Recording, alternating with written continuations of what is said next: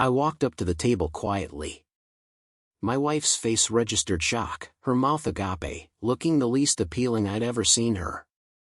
Douglas started to rise, but I signaled him to stay seated, cautioning, "No, Douglas, remain seated. You're safe sitting down. But if you stand, I'll have to handle you. I prefer not to create a disturbance. I'm sorry to intrude on your private time, Julia, but I find it hard to accept that you feigned illness just to avoid spending the weekend with me, only to be with someone as insignificant as Douglas Dogshit Simon. There's no one I detest more than him, and to come here, to our cherished spot where we first met, where I proposed, where we once shared so much joy, it's truly heartbreaking. This place once held so much meaning for me, but now, like you, it seems to have lost its significance. On our wedding day, you made 2 promises: I will never do anything to hurt you, and I will never do anything to make you stop loving me. As I see it, those are 2 broken promises. Firstly, I'm deeply hurt. And secondly, my love for you is fading like an ice cube in hot coffee. You understand me better than anyone, Julia. You know my process. I see the situation, analyze it, identify the problem, and look for a solution. I see the situation, you're here with Douglas. Upon analyzing it, I conclude that you want to date other men. As your husband, I won't permit that. So, clearly, on the problem, my solution is to remove myself from the equation. You're now free to date whomever you wish. I hope this decision is worth it, Julia. As I turned to leave, I added, Douglas, this isn't the end for us. I'll be seeing you around. I hurriedly made my way to the exit and onto the street, crossing Michigan Avenue and turning the corner toward the lobby of the Drake Hotel. I concealed myself as I observed Julia rushing out of the door and onto the sidewalk outside Spiaggia. Frantically, she scanned the area, searching for me but failed to spot me. Disheartened, she eventually crossed the street, hailed a taxi, and headed north towards our condo a few blocks away. Though deeply upset, I found some solace in knowing that I had disrupted her evening with Douglas and that she cared enough to leave him and return home, in hopes of finding me. After waiting a few more minutes to see what Douglas would do, I observed him hailing a taxi and departing in the opposite direction. Deciding to remain at the Drake for a few days while I sorted out my life, I entered and managed to secure a room. You're probably curious about how we arrived at this moment, so let me fill you in on John Burden. My wife's name is Julia. After graduating from MIT, I landed a job as a software engineer at Grace Systems Solutions, a software developer based in Chicago.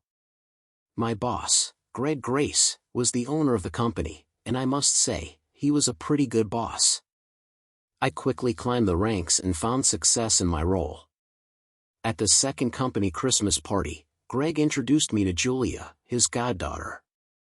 She was the daughter of his best friend, whom he had invited to the party. I suspect he had orchestrated the introduction with the intention of setting us up, and in hindsight, he did. Ever experienced love at first sight?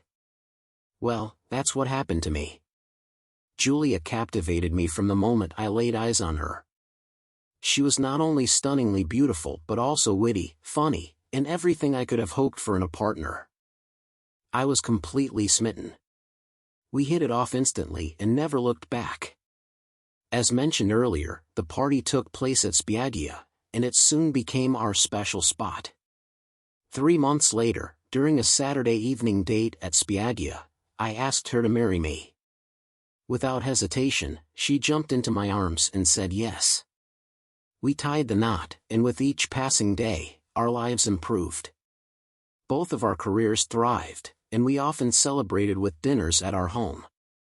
We exchanged vows in 2010, and for a while, everything felt perfect.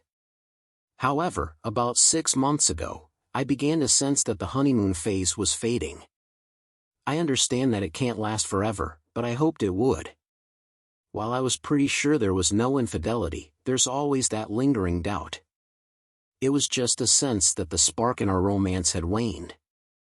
I took action and began organizing a surprise trip for us. My close friend and former roommate, Adam Hartley, who works with his father Ben in the software industry, happened to be a client of Greg's company. Since I often traveled to their offices in Cleveland, I coordinated our plans with one of my scheduled trips. The plan was for Julia and me to join Adam and their wives, Carolyn and Gloria, for dinner on Friday night, followed by a brief business meeting scheduled for Saturday morning before heading to Niagara Falls for a couple of days alone. We planned to return to Chicago on Monday night.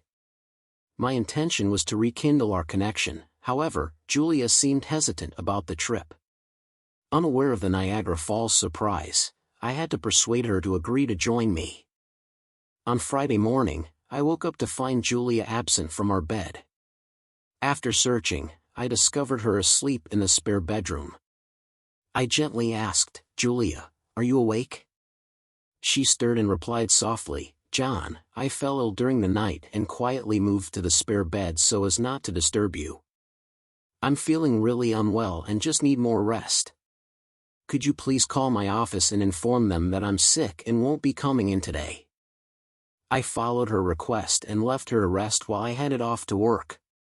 Around 10 o'clock, I phoned to check on her well-being, and she informed me she was still feeling unwell.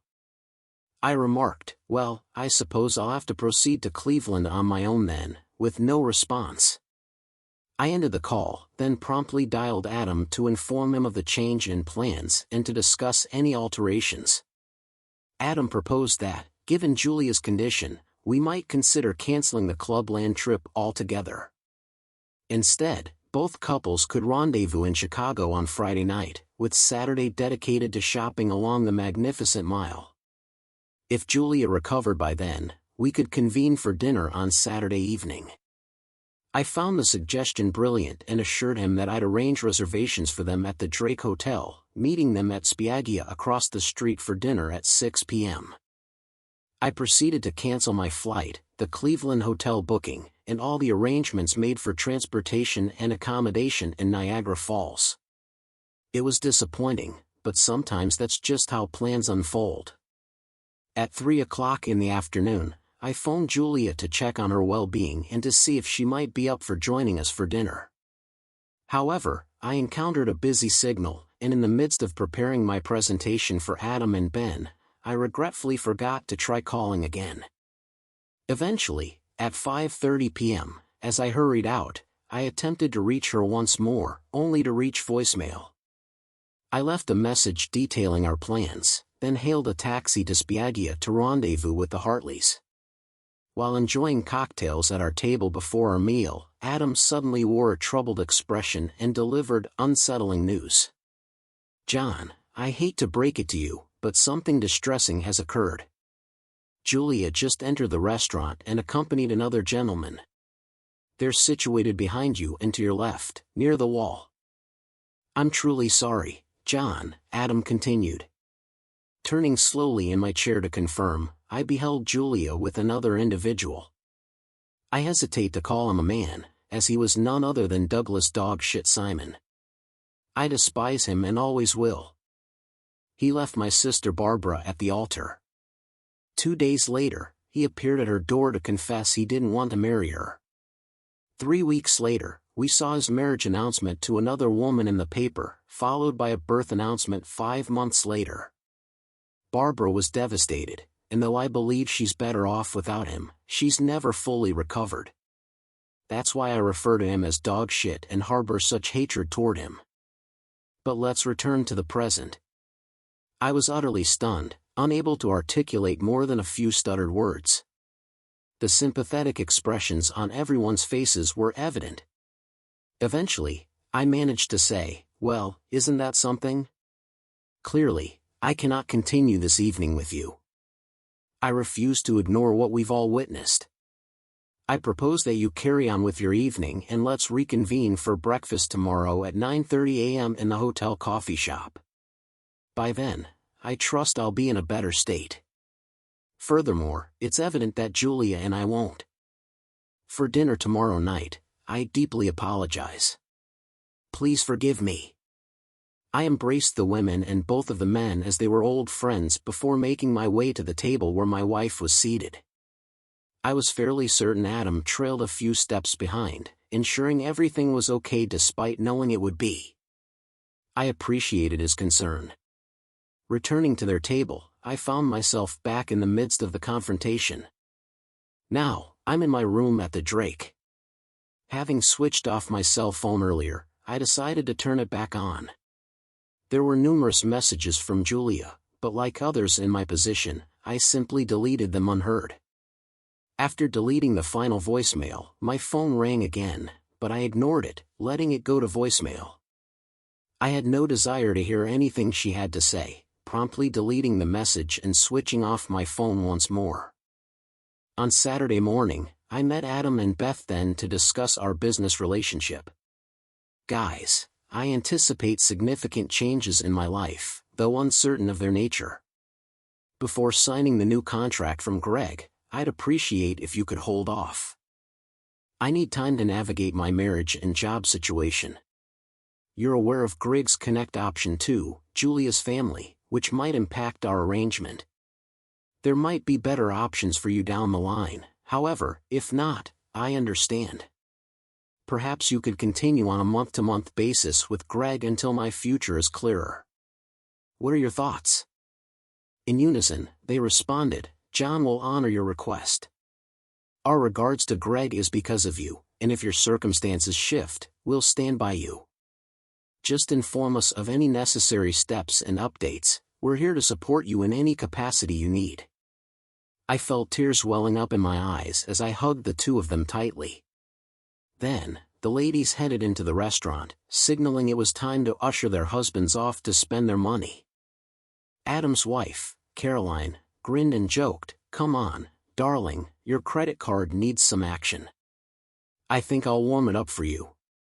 Gloria, Ben's wife, chimed in, "I hope Ben's cards can handle the heat because we're going to swipe them so much today they might just melt. It's not often we get a chance to shop the Magnificent Mile." Despite my emotions, I couldn't help but chuckle. I knew they were teasing their husbands and trying to lift my spirits. I appreciated it immensely. After exchanging hugs, they departed. I briefly considered heading to the office to sort things out but thought better of it. Greg might be there on a Saturday, and Julia might expect me to show up. Instead, I decided to stay away and tackle my tasks early Sunday morning. The rest of Saturday afternoon was spent lost in a book. The following day, I headed to the office and organized a few things. I devised a plan for what I intended to achieve on Monday morning. Afterward, I returned to my hotel room with the Chicago Tribune and perused the apartment advertisements. Aware that staying at the Drake wasn't a long-term option, I knew I needed an alternative. Once I had identified a few possibilities, I made some calls and scheduled appointments for Tuesday morning. With everything arranged, I relaxed and decided to watch some football. On Monday morning, I visited my attorney, Roger. He had been my attorney since my arrival in Chicago, so I asked him if he would encounter any issues representing me in a divorce case. He responded, "Absolutely not, John. I find it hard to believe you're divorcing Julia. Your love for her is unlike anything I've ever seen." I responded, "Roger, the crucial term here is love. It's in the past tense now because I no longer love her. If you'd rather not represent me, that's fine, but I request that you also refrain from representing Julia." He agreed, saying, "I prefer not to represent either of you, John.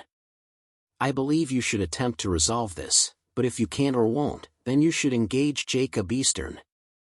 I trust he'll handle your case well. Please try to resolve it, all right?" I expressed gratitude for the referral but insisted, "There's no chance of reconciliation, Roger. I simply don't love her anymore." I met with Jacob, who assured me he could have all the necessary paperwork ready to file by the end of the day on Tuesday, and Julia would be served Wednesday morning. The next task on my agenda was a trip to the bank, where I obtained a cashier's check for half of our savings account. I opted to keep all the funds in our checking account, as there would be ongoing bills to settle until our divorce was finalized. Julia and I had a specific financial agreement in place. We each contributed a fixed amount monthly to cover operational expenses, along with designated sums for dining, entertainment, and a fund for household items and equipment. This fund had accumulated significantly due to our habit of consistently contributing more than we spent, hence, I left it untouched to cover expenses until the divorce was settled. Additionally, we both allocated around $500 per month into a savings account for vacations and holidays, of which I withdrew my share of 50%. The entirety of our individual earnings belonged to us to invest and utilize as we pleased. Both my investment account and her investment account were entirely separate, managed by different brokers. I'm unaware of the value of her account, and I suspect she's unaware of mine. Similarly, we each managed our 401k plans independently. The only financial information we shared was the monthly deposit into our checking and savings accounts. Afterward, I went to a different local bank and opened new accounts for myself. I deposited $25,000 into my checking account and $125,000 into my new savings account. I attended to a few other financial matters, such as insurance, before deciding it was time to address things at the office. Upon arriving, I was promptly informed by Kelly, the receptionist, that Greg wanted to see me in his office right away.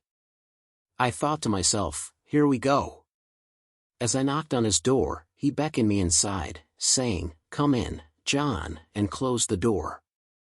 "I just got a call from Julia." "What's going on?" After recounting the entire story, he inquired, "What's your plan now?" To which I responded, "I'm going to divorce her." "What do you think?" Though I genuinely liked Greg, he could be arrogant at times, and it became evident immediately. He declared, "No, John, when you're not, you're going to tough it out and reconcile with your wife. You can't divorce her and still work here. Those are your options: fix things with Julia or leave." Feigning surprise, I replied, "Greg, are you suggesting that my worth to this company is contingent on my marital status? Have my contributions not been satisfactory? Have I violated any company policies?" By now, you might have guessed that I had recorded the entire conversation on my phone. "John, you've been a valuable asset to the company, always adhering to the rules you helped shape. However, Julia, who happens to be my goddaughter, is adamant that unless you reconcile with her, I'll have to let you go. Do you understand?" Despite feeling pressured, I planned to shift the dynamic. Suppressing a smile, I responded in a somber tone, "Then, Greg, you'll have to make it official, because I'm ending things with Julia." Greg appeared surprised and disappointed as he uttered, "John, you're terminated." I requested security to accompany me to my office to collect my remaining belongings, anticipating the situation. I had already removed some items on Sunday. With my history with Greg, I knew him well. When I arrived at my office, or rather what used to be my office, there were only a few items I wanted. I packed them into a small box I found in the storage room. Just as I was about to leave, Greg stopped me. "John, what about this picture?" It was a photo of Julia and me on our wedding day. She looked so stunning in her gown, and I have to admit I didn't look too bad in my tuxedo either. A wave of sadness washed over me, and I felt tears welling up in my eyes. I replied, "Ah, yes, I always liked that frame." I picked up the picture, removed the back, dropped it into the trash bin, and placed the frame in my box of belongings. As I turned to leave, Julia was standing there. She looked shocked, tears streaming down her face. Clearly, she had seen me discard the wedding picture and understood its significance. In a subdued voice, she asked, "Johnny, can we talk?" I paused my departure just momentarily to respond. "Julia, there's no need for discussion. You've already betrayed me, or we're about to. You've broken both vows we made on our wedding day. You've hurt me deeply, shattered my heart, and done something that extinguished my love for you. As the saying goes, you can't mend a broken heart once left. Do you honestly believe I can overlook your infidelity? You know how much I despise Douglas for what he did to Bart, yet you chose to cheat on me with him. Can you truly expect us to salvage our marriage? No, Julia, there's nothing more to say. With that, I continued out the door of my workplace and out of Julia's life. I found Adam Hartley to inform him about Julia and my decision to divorce, as well as my termination from Grace Systems Solutions. Due to it, I explained that I was developing an advanced systems security program surpassing Grace's current offerings, but it required a couple of months for preparation. I inquired once more, would you consider allowing me to remain with Grace on a month-to-month basis until I'm ready to introduce my new program? For the past 2 years, Greg hasn't allowed me to program as part of my job. Instead, he has assigned me system maintenance projects and handled all customer service and relations issues. As a result, I've been writing code in my free time, and it's nearly complete. If I hadn't been fired, my plan was to offer it to Greg after he had the chance to see the improvements over his current program. However, now that I'm no longer employed here, I'll have the freedom to market on my own, Adam responded. I would need to consult with my father before giving a final answer, but I'm fairly certain we would be open to giving you a few months to finalize it. After evaluating it, we could then consider implementing it here, of course. In just 4 days, I managed to transition from a hotel to a lovely apartment. Despite the steep monthly rent, I had enough savings to sustain myself for a few months. Following the move, I dedicated 10 to 12 hours daily to coding and testing. While confident about its readiness for the market, I was compelled to complete it and move forward with my life. During this period, Julia received divorce papers and reached out to discuss it. Despite listening to her voicemails, I found no pressing need to engage in conversation. She expressed, "Johnny, I'll admit I might have considered being with Douglas if you hadn't intervened, but I never acted on it. I realized my mistake and still love you. Can we please talk? Johnny, I love you and don't want a divorce. Please call me," she pleaded. "Johnny, can't you find it in your heart to forgive me and give our marriage another chance?" she implored. "Johnny, I miss you," she exclaimed. I grew tired of the situation, so I reached out to Jacob and requested him to contact Julia's lawyer, informing them that I would pursue a restraining order if her behavior persisted. Shortly after, I received a message from Julia, "Johnny, I adore you and wish to reconcile with all my heart. It pains me to hear that you're considering a restraining order, but if that's what you feel you need to do, I understand. This will be my final communication to you. I cherish you more than anything, but the decision is now yours. I regret causing you so much pain that you won't even speak to me. I love you dearly. Feel free to call me anytime." True to her promise, I received no further voicemails or texts. However, the outcome wasn't what I had anticipated. It marked a somber conclusion to our marriage, even though we hadn't finalized our divorce. It left me feeling profoundly saddened. I dedicated many hours each day to working on my programs.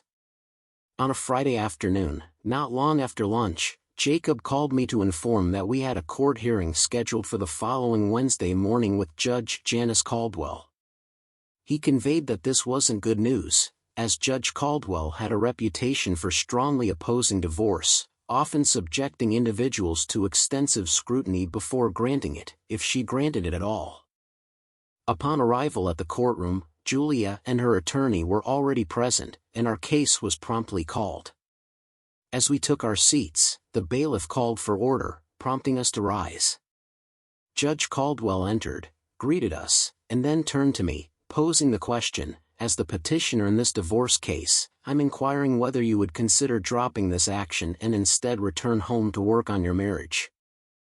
I responded, "No, Your Honor. I wish to proceed with the lawsuit." I sensed trouble brewing when she displayed disapproval but acquiesced with, "Very well then. Addressing Julia, she queried, "Mrs. Burton, do you consent to this divorce proceeding, or would you prefer to attempt reconciliation?" Without hesitation, Julia asserted, "Your Honor, I adamantly oppose divorce. I cherish my husband and am wholly committed to salvaging our marriage." "Mr. Burton," Judge Caldwell began after thoroughly examining the petition, noting the grounds of irreconcilable differences, and observing your remarkably equitable proposed settlement, "I find no sign of the typical acrimony seen in most petitioners. Can you account for this?" "Your Honor, I bear no animosity towards her, nor do I seek to inflict harm. My intention is simply to end the marriage because my love for her has faded," I replied. Julia gasped at my words, her response tinged with a hint of sorrow. The judge proceeded, stating, "I believe there's a strong possibility for resolving your issues given the right opportunity." She mandated marriage counseling with a highly qualified therapist. "You'll have 3 joint sessions initially, followed by 3 individual sessions for each of you, and then 2 more joint sessions. The only exception is if the counselor informs the court that there's no hope for salvaging the marriage. This is my ruling," she concluded with a decisive strike of her gavel, calling, "Next case." I wanted to object, but Jacob held my arm and advised, "Attend the first session and see if you reconsider. If not clearly expressed to the counselor, your desire to end things and see where it leads." The counseling session was a disaster. Julia wept, apologized, and pleaded for me to halt the divorce and work on our marriage. Though the counselor listened to me, he didn't appear very sympathetic to my wish to end the marriage. He inquired, "John, can you explain why you're unwilling to consider working on your marriage?" "Dr. Graham, let me share a story, not fictional, but it might sound like a fairy tale to some. I was at my company's Christmas party and spotted a woman across the room. Ever heard of love at first sight? That's what it was for me. My boss introduced me to his goddaughter, Julia, and I knew she was the one I wanted to spend the rest of my life with. I glanced over at Julia and saw a smile, a departure from the sadness and tears just moments ago.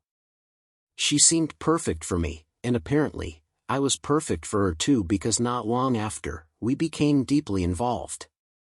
3 months later, I proposed, and from then on, we didn't look back. I believed we were flawless." This time, a small sigh escaped me, almost a sob but not quite. I continued, "It was love at first sight, Mr. Graham.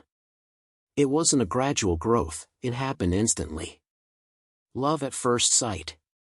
Do you think that reveals anything about my psychological makeup? I believe it does. If love can happen at first sight, then falling out of love in an instant wouldn't be too far-fetched, would it? Julia was out with another man. She insists nothing happened between them, and I'm inclined to believe her. But the fact remains, she was on a date with someone else. In any interpretation, that's infidelity. And to make matters worse, it was Douglas Dog's hit Simon, my archenemy. It wasn't just any man. Julia knew how much I despised Douglas, knew the whole story of how he hurt my sister, Barbara. Yet she chose him to betray our marriage. Adding further insult to injury, she accompanied him to the most significant place in our relationship, the place where we first met, where I proposed, where we shared countless happy moments, and where I envisioned celebrating milestones like her first pregnancy and the birth of our first child. When I witnessed her sitting with Douglas, his hand caressing her face, their glasses clinking in a toast, and the smile on her face, it felt like the love of my life was betraying me with my worst enemy. My heart shattered, and the love I once had began to seep away. By the time I reached their table, my heart was already half empty, and as I left the restaurant, it was completely devoid of love. There was nothing left for the woman who had been my everything. So you understand now, Doc, why I can't continue in this marriage. There's no love remaining, and I refuse to stay in a relationship where love has evaporated. Can it be any clearer than that? By now, Julia was openly weeping, and though I empathize with her, it didn't sway my determination. My feelings for her had waned, and I desired to end the marriage. Turning to her, I expressed, "Julia, I regret causing you pain, but can't you understand where I'm coming from? Staying married when there's no love left is unfair to either of us." Dr. Graham interjected, "Our session is concluded for today, but I believe we've laid everything out on the table. I'm optimistic that with individual counseling, we can make progress and potentially mend your relationship." I was infuriated by this point. After everything I've said, there's no way I'm going to more counseling. It's delusional to think this marriage can be saved. If you want to counsel Julia, go ahead, but I'm done. Storming out, I thought, how can anyone be so oblivious? 2 days after the scheduled date, I received a letter from the court outlining 3 dates for my individual counseling sessions. Unfortunately, I missed the first appointment, which resulted in me being brought before the judge and ultimately found in contempt of court. Judge Caldwell imposed a $500 fine and warned that missing the next session would lead to imprisonment. Defiantly, I declared that I would not attend any more counseling sessions, which led to me being incarcerated as predicted. Subsequently, when I skipped the following session, a police officer arrived at my door 2 hours later to escort me to Cook County Jail. It was not a pleasant experience. Despite daily visits from my attorney urging me to reconsider, I remained steadfast in my refusal. On the 3rd day, I received an unexpected visitor, my former boss Greg. During his brief 15-minute visit, he expressed remorse for how he had treated me and offered a potential solution. He proposed that if I agreed to attend individual counseling, Judge Caldwell would release me from jail. Afterwards, he suggested we discuss how to resolve my situation, with the possibility of me returning to work for him. He emphasized that no promises were required, only that I consider his offer. After quite some time, I finally experienced the sense of positivity Greg had always shown.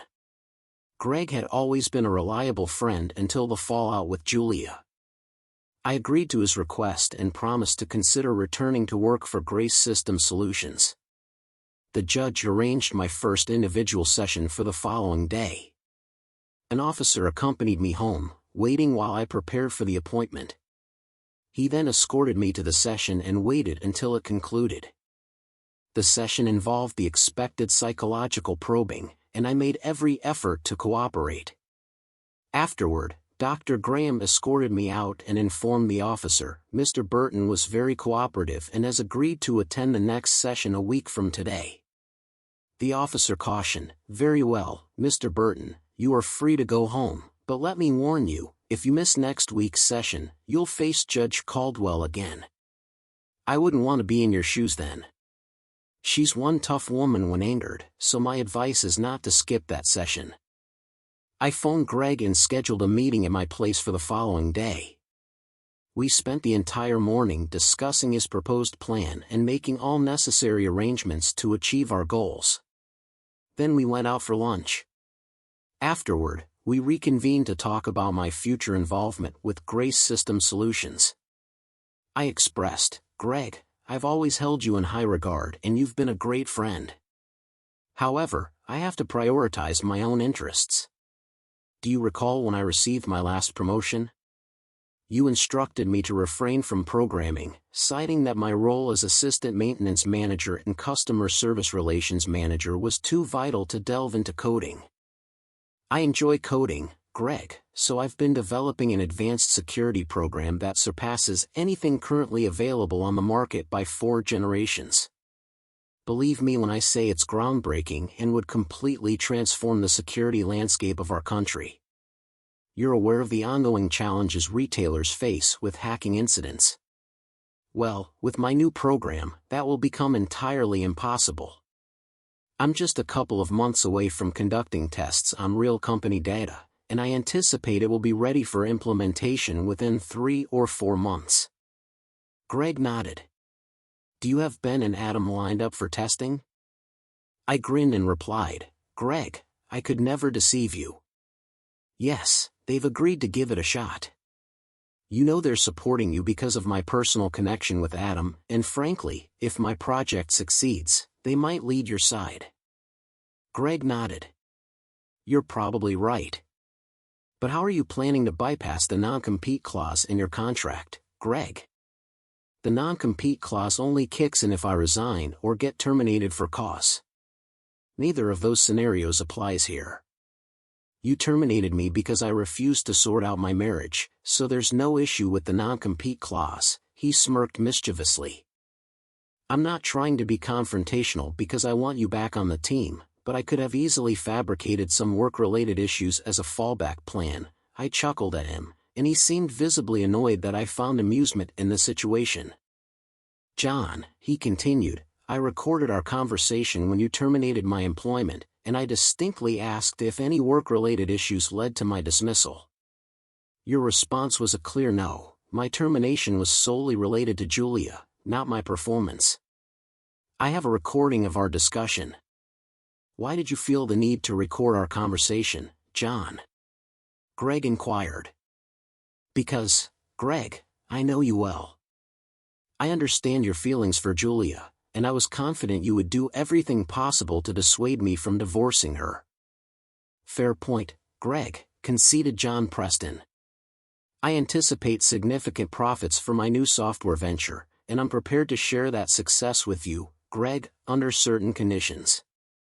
Unwilling to return to full-time employment with you, my responsibilities regarding customer service relations will remain unchanged, but I won't be handling system maintenance anymore.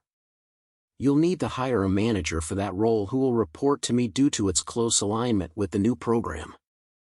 Assuming you're on board with the new program, which I believe you will be thrilled about, the majority of my time, approximately 40%, will be devoted to program development while I'll be working full-time for you and being compensated for developing my program and future ones. I will retain exclusive ownership of these programs. In exchange, I'll grant you an exclusive license to market them with a fixed royalty percentage payable to me. I realize this might seem bold, Greg, but once you see what I'm working on, you'll see the value in this arrangement. We're going to see great success. Greg, being a savvy businessman, responded, I agree to all the terms of this proposal, and our corporate attorney will be in touch to formalize the agreement. However, understand that if things don't go as expected, I reserve the right to terminate our arrangement. I'd like to negotiate a higher royalty percentage in such a scenario. My next counseling session came and went without my attendance. Just as he had warned, the officer knocked on my door and ordered me to the courthouse, this time in handcuffs. He smirked. I told you so, buddy, your luck has run out this time. As Judge Judge Caldwell, entered the courtroom, I could see 2 or 3 shades of bright red on her face, smoke billowing from her nostrils, and fire shooting from her eyes. As expected, she was furious. Well, Mr. Burden, it appears you've repeated your actions. I find you in contempt of court and sentence you to 30 days in jail. Julia appeared for unknown reasons and suddenly exclaimed, No, Your Honor, please don't harm John. I retract my objections to his divorce request. Please grant it and spare him from further imprisonment. I think some spit flew from her mouth when Judge Caldwell replied, It's too late for that, dear, he's already serving time in jail. At that moment, I leaped to my feet and shouted, Yeah, Your Honor. I request permission to approach the bench. She shot me a glare and spat out, You're not permitted to speak to me directly, that's what your attorney is for. I turned to Jacob and declared, Jacob Eastern, you're fired. Now, Your Honor, I'll be representing myself and request permission to approach the bench as I approach, Julius. Lawyer, also stepped forward. What is it, Mr. Burden? Your Honor, I'd like to propose a brief meeting in your chambers to settle this entire case. I believe that if we have this discussion, everything can be resolved to everyone's satisfaction. Very well, counselors will meet with me in my chambers in 10 minutes. I hereby declare a short recess. Once again, the gavel sounded. Bam! When we convened in her office, I expressed my wish for the meeting to be off the record. Despite her initial reluctance, I pressed on, addressing her as Your Honor and emphasizing the sensitive nature of the issues at hand. Eventually, after a moment of contemplation, she agreed and instructed the corporate quarter to leave the room. "Proceed, Mr. Burton," she said. "This is your platform, Your Honor. First and foremost, I want to prevent any further harm in these proceedings. Please trust me on this. I have reason to suspect misconduct in the judicial process. I don't wish harm upon you, nor do I want to see your marriage or Julia's parents' marriage destroyed. While my feelings for Julia have changed, I still wish to spare her from any unnecessary suffering. I no longer love her, nor do I wish to remain married to her, but I also don't want her world to crumble. It seems you may have inferred that I possess evidence of your involvement with Julia's father. This situation necessitates your withdrawal from this case. The evidence is undeniable and quite explicit, I must say. I could present it to you and the opposing counsel if required. I prefer not to. Moreover, if compelled, I would reluctantly submit it to the Judicial Review Board, though I hope to avoid such a course of action. As I mentioned, my aim is to prevent further harm. The revelation would undoubtedly devastate Julia, and the consequences for your respective marriages are uncertain. My sole intention is to avoid causing pain. I simply seek my divorce, I said, glancing at Julia's attorney. And I inquired, "What are your thoughts on this?" He gazed at Judge Caldwell and remarked, "Your Honor, I've consistently admired your commitment to salvaging marriages that still had hope. While you've been tough in some instances, pardon my directness, I've understood your reasoning.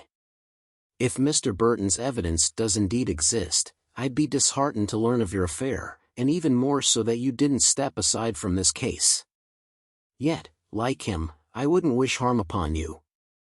I urge you to grant him his divorce." He turned to me and said, "Mr. Burton, all I ask of you is to simply sit down with Julia for a brief period and let her speak to you. You mentioned to the counselor that you were heartbroken, and I empathize with that. But please understand that Julia is also hurting. Just spare her a few minutes of your time. Your Honor, none of this needs to leave this room.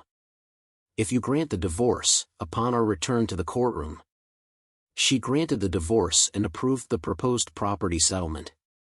We each retained our investment accounts and 401(k)s, as well as 50% of our savings. It was agreed that the operating expense account would cover all bills until the divorce was finalized and beyond, remaining under Julia's care. Additionally, Julia would receive the condo and could reside there indefinitely at no cost. But if she decided to sell it, the proceeds would be split equally. The judge amended her previous decision of a 30-day jail sentence and instead imposed a $500 fine, which I happily paid. I realized she needed to maintain some semblance of authority to avoid undue scrutiny on the case. True to her word, I met with Julia in a private interview room adjacent to the courtroom. Once again, she expressed her remorse and admitted she couldn't explain her actions. She promised to continue therapy until she found answers. Despite her pleas for forgiveness and declaration of love, I couldn't reciprocate. "I forgive you, Julia, but I no longer love you." After a hug, I left the room, leaving behind the sound of her tears echoing down the hallway. Over the following 6 weeks, I dedicated my efforts to developing the new security program and was on the brink of rolling it out onto Adam and Ben's system just a week before my scheduled trip to Cleveland in July. Leah reached out to me. "Johnny," she began, "I've made the decision to sell the condo and I have received an offer." "Firstly," I replied, "I'm not interested in purchasing the condo. You can proceed with the sale, and my portion of the proceeds can be handled by my attorney. He'll manage any necessary paperwork and ensure the funds are deposited into my account." "Secondly, why are you selling the condo?" Julia explained, "I am selling it because I am relocating. I secured a new job and won't be staying here anymore." She then shared that she had learned about her father and the judge acknowledging that she knew I hadn't intended for anyone to be harmed, but the revelation still hurt her. She expressed a need for a fresh start. I wished her the best of luck in her new job and bid her farewell. 2 weeks later, I arrived at Adam and Greg's company with my security software package ready for the testing phase and live system implementation. Adam greeted me warmly, expressing the team's excitement about the new system and eagerness to begin. "John," he said, "allow me to introduce you to our IT administrator," and there was Julia. I looked to Adam, puzzled. "What's going on?" He grinned, replying, "Julia is our new IT administrator.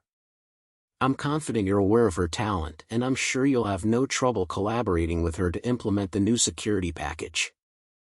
I was a little surprised, but I informed him, "I'll need a computer set up to work on some tasks for the rest of the day. I'll be using Julia a bit, but mostly I'll be preparing the package for installation and implementation. The computer should have internet access." I managed to compose myself, and I must say, the day turned out quite pleasant. I have always seen Julia as clever, intelligent, witty, beautiful, and enjoyable to be around. None of those qualities had changed. It was a pleasant day. I've always regarded Julia not only as my wife and lover but also my best friend, so we got along wonderfully throughout the day. It was evident that Julia was making every effort to stay close to me, engage with me, and, yes, suddenly touch me. It was having an impact. As I mentioned, I've always considered Julia my best friend, and truthfully, I missed her. At 5:30 p.m., we bid farewell with a promise of seeing each other tomorrow and departed. While seated in my hotel room, I pondered deeply and resolved to take a daring step. I accessed the company's computer system by logging into my laptop. Yes, as programmers often include a backdoor in our systems just in case we need access afterward. I infiltrated the personnel records and obtained Julia's address. Subsequently, I visited a wine store, purchased a bottle of Julia's favorite wine, and drove to her apartment. Upon arrival, the doorman inquired about my intended visit and whether Julia was expecting me. I clarified, "I'm here to see Julia Burden, and no, she isn't expecting me." He then phoned Julia's apartment but received no response, speculating that she might be out for dinner and not yet returned. I asked if it would be permissible for me to wait. He granted permission and directed me to a small lounge area adjacent to the lobby. Before long, I spotted Julia entering with a man in tow. As they approached the elevator, he embraced her, kissed her, and gave her a friendly pat on the backside. Just then, the doorman snapped out of it, approached them, and said something to Julia while gesturing in my direction. I began to walk towards them, overhearing Julia pleading, "Oh God, no, please no, no, no." "I guess I've stumbled upon your date again, Julia," I remarked. "I'm sorry for intruding, but uncertainly glad I did." Handing the man a bottle of wine, I added, "Wishing you both a pleasant evening." Exiting, I heard Julia rushing after me, pleading, "Johnny, please don't go, please don't leave me again." But I did. I returned to my hotel and emailed Julia at her workplace. "Julia, when I walked into Adam's offices, I was surprised to find you there. It didn't take me long to realize that you must have quit your job, sold the condo, moved to Cleveland, and started working for Ben and Adam just to be near me. I may come off as arrogant, but I assumed you wanted a chance to reconnect with me and possibly get back together. I suppose Gray had a hand in that, telling you what I was working on and where I would be. It's not really surprising, but it doesn't sit well with me to have him meddling in my life. Regardless, I was genuinely happy to see you. Honestly, I've missed you. After all, we were great friends. I enjoyed our time together today. It felt really good. I didn't want it to end, so I brought over a bottle of wine to continue our conversation away from the office. I needed to pause and gather my thoughts, then I continued, imagine my surprise when I saw you with another man. It's rather bewildering, to be honest. You went through the effort to reconnect with me, yet in the short time you've been in Cleveland, you've already formed an intimate relationship with someone else. There are only two explanations. I can only come up with two explanations for that behavior. Either you're not truly interested in reviving our relationship, or you still entertain the idea of being with me while dating other men. Well, either way, you're no longer part of the equation. I had been doubting my decision to divorce you, but your actions reassure me that I made the right choice.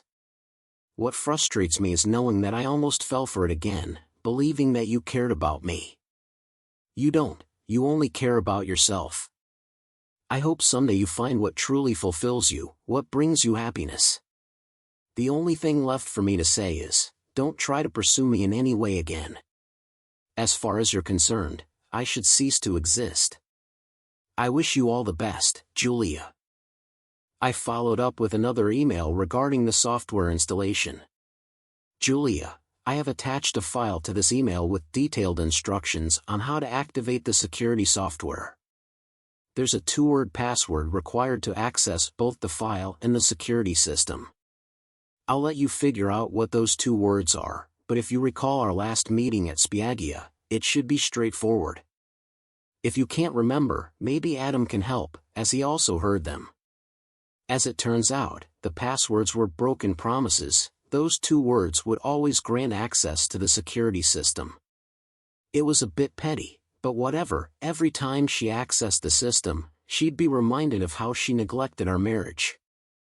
I've installed the package on the server, and with the provided instructions, all you need to do is activate it and set secondary access codes and passwords for other users. Everything is detailed in the instructions. If you encounter any issues in the future, reach out to Greg, and he'll connect you with the team I collaborated with on the program, as I'll no longer be with the company. Best of luck. At times, men who have divorced due to infidelity may discover a younger, more attractive, and intellectually vibrant partner compared to their previous spouse. This new woman may exhibit a stronger passion for intimacy and a sure everlasting fidelity. Julia seemed to fit this description before she strayed from our marriage. Unfortunately, I didn't encounter such a woman. Upon leaving Grace System Solutions, I fell into a state of depression. Although I still received substantial royalties from Greg's continued marketing of the security package licenses, the money lost its significance. I found myself in uncharted emotional territory, grappling with a severe blow to my self-esteem and confidence, a first for someone who had always been self-assured. Recognizing the need for help, I turned to therapy and sought counseling. After several sessions, I began to regain my footing. While I continued counseling for a while longer, I felt confident that I was back on the right path. No, Dr. Graham wasn't my counselor. With the increased income, I approached my sister Barb, and we decided to relocate to a new condominium together. Barb was still recovering from the emotional scars inflicted by Doug Simon, while I was grappling with the aftermath of my own experiences with Julia.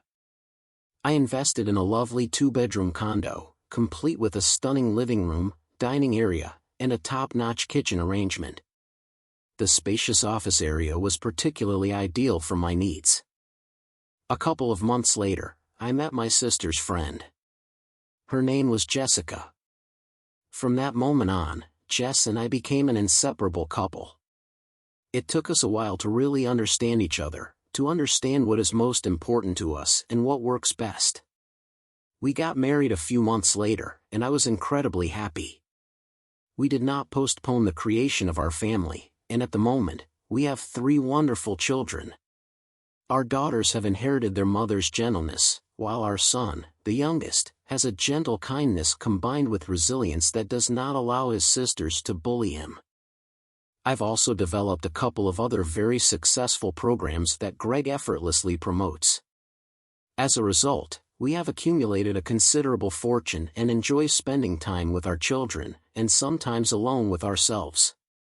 Our adventures have taken us far, far away, discovering many wonders and trying to convince Jess best to have another child, but I suspect I'm going to lose this argument. As for Julia, according to Greg, she found someone else and got married. Apparently, she's still interested in me, but Greg advises her to focus on her current life. Many people may object that Julia didn't actually cheat on me, but I beg to differ. Intention matters, and if she hadn't been caught, she would have gone for it, which, in my opinion, amounts to betrayal. Did I want revenge? No. However, her actions extinguished my love for her. I sincerely hope that she has found someone who brings her as much joy as she just brings me. Regarding her lover, who contributed to our marriage falling apart, he is currently in a serious condition due to his reckless lifestyle. He has contracted an illness and is facing challenging times. Isn't that karma? Frankly, I'm indifferent. I focus on living my life. Have I ever pondered why my ex-wife chose to have an affair? Yes, repeatedly. And I already know the answer. A friend of mine, whom Julia confided in, told me that Julia simply craved something new and had grown bored with me. However, when asked if she intended to truly betray me, she could only look away in response.